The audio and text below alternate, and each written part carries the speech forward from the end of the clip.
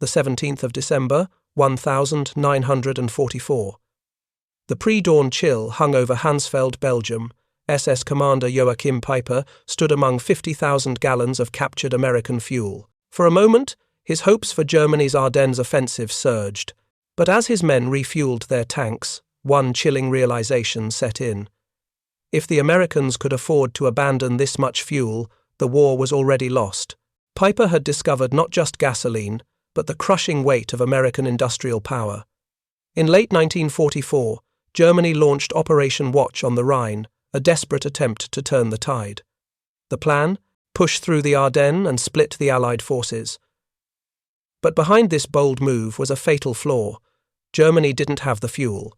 Hitler gambled that his elite SS units would capture enough American supplies along the way.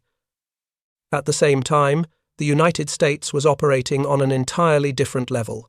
With petroleum pipelines stretching across France and the Red Ball Express delivering thousands of tons of supplies daily, American forces in Europe were consuming over 1 million gallons of fuel a day and receiving even more. Peiper's Kampfgruppe was the tip of the spear. His tanks were powerful, but thirsty. The Tiger alone burned over 2 gallons of fuel per mile. The math didn't add up. Peiper had just 31,000 gallons for a 65-mile mission. When his tanks rolled into Hansfeld on the 17th of December, they found more fuel than they'd seen in months. Thousands of jerry cans left behind by retreating Americans. Hot coffee still steamed in cups. Fires still burned in oil drums. The supply point wasn't even a major depot, just a forward dump for the US 99th Infantry Division. Peiper's officers realized the Americans had abandoned more fuel in one depot than most German units received in half a year. They had captured 50,000 gallons, enough to move forward, but it wasn't victory. It was revelation. If the US could leave this behind without blinking, Germany was in trouble. By comparison, Germany's synthetic fuel production had been shattered. Allied bombers had reduced it by 90%. The Luftwaffe was grounded. Training flights had been slashed. Civilians hadn't seen gasoline in years. Peiper's fuel strategy was desperation masked as planning. His orders were clear. Engines off after 5 minutes idle, capture fuel above all else. But the terrain slowed them down. Narrow roads, muddy tracks, resistance from a single US platoon held them up for 10 hours. The tanks sat idling, wasting precious gallons.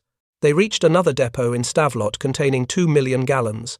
But US engineers torched it. The sky filled with black smoke as American officers ordered, "Deny the enemy at all costs." Similar scenes played out across the Ardennes. In just 1 week, Americans burned over 8 million gallons rather than let the Germans have it. Peiper watched the inferno in stunned silence. One of his officers reportedly said, "They can afford to burn it. What are we doing here?"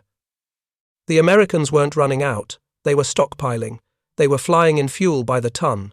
Their pipelines pumped 1 million gallons daily.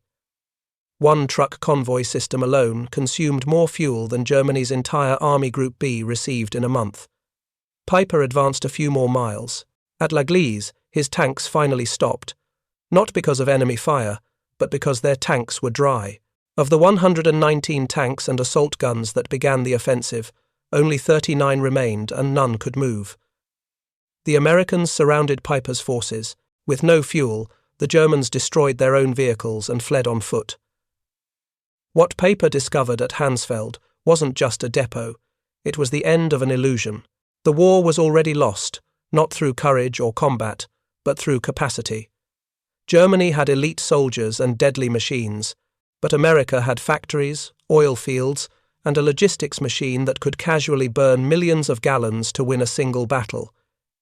In war, strategy matters, courage matters, but by 1944, industrial power mattered more. Germany had skill, America had scale.